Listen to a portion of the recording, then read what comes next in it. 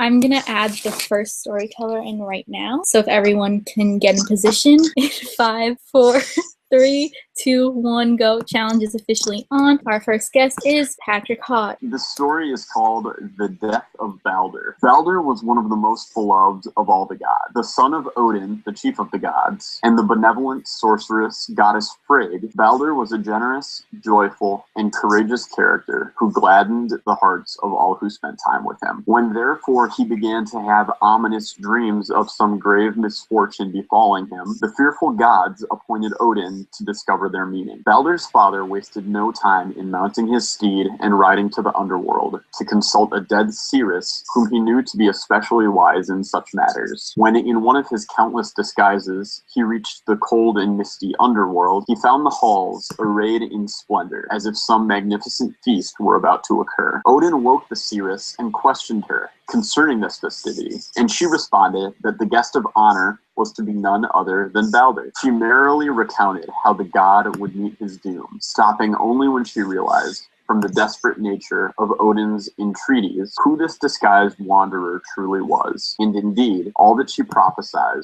would come to pass. Thank you, Patrick. We'll bring in the next guest. The next guest is Josh Gallion. Odin returned in sorrow to Asgard, the god's celestial strong, and told his comrades what he had been told. Frigg, yearning for any chance of saving her treasured son, however remote, went to everything in the cosmos and obtained oaths to not harm Baldur. After these oaths were secured, the gods made sport of the situation. They threw sticks, rocks, anything else on hand at Baldur, and everyone laughed at these things, bounced off, and left the shining god unharmed. The wily and disloyal Loki sensed an opportunity for mischief. In disguise, he went to Frigg and asked her, "Did all the things swear oaths to spare a Baldur from harm?" "Oh, yes," the goddess replied. "Everything except the mistletoe. But the mistletoe is so small and innocent a thing that I felt it was superfluous to ask it to know. What harm could it do to my son?" Immediately upon hearing this, Loki departed, located the mistletoe, and brought it to where the gods were playing their new favorite game. He approached the blind god Hod and said, "You must feel quite left out, having to sit back here away from the merriment, not being given a chance to show Baldur the honor of proving his invincibility." The blind god concurred. "Here," said Loki, handing him the shaft of mistletoe, "I will point your hand in the direction where Baldur stands, and you throw this branch." So Hod threw the mistletoe.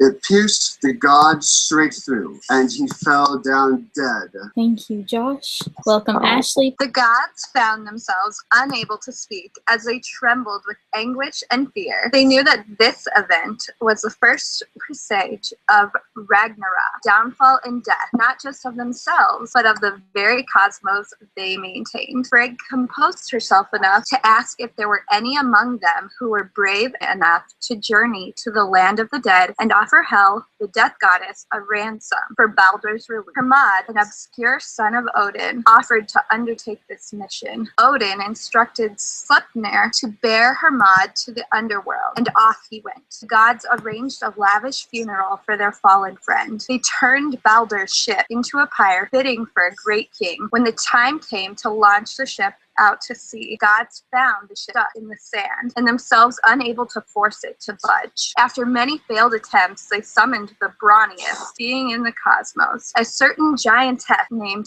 Hirokin. Hirokin arrived in Asgard riding a wolf and using poisonous snakes for reins. She dismounted, walked to the prow of the ship, and gave it a mighty push that the land quaked as Hiringhorni was freed from the strand.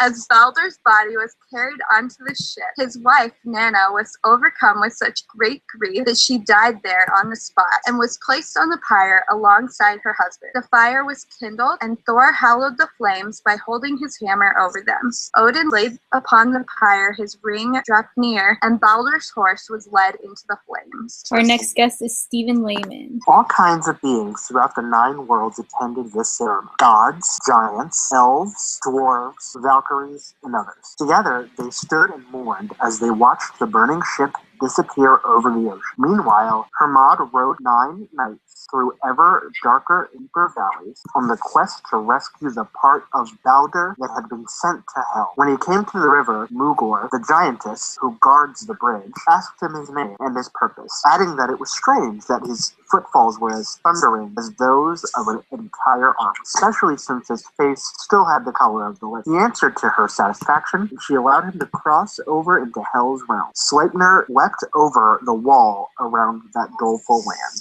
All right, thank you, Stephen. Sherry Feldman McPherson. Upon entering into Smaug, Hermod spotted Hel's throne and Baldur's pale and downcast, sitting in the seat of honor next to her. Hermod spent the night there, and when morning came, he pleaded with Hel to release his brother, telling her of the great sorrow that all living things, and especially the gods, felt for his absence. Hel responded, "If this is so, then let everything in the cosmos weep for him, and I will send him back to you. But if any refuse, we will remain in my presence." Hermod rode back to Asgard and told these tidings to the gods, who straightway sent messengers throughout the worlds to bear the news to all. And indeed, everything did weep for Baldur, everything that is, save for one giantess, Toke, who was none other than Loki in another disguise. Toke coldly told the messengers, "Let Hel hold what she has." And so Baldur remained with Helm until Ragnarok, when after the cosmos were destroyed and recreated, he returned to bless the land and its inhabitants with his glamorous light and exuberance.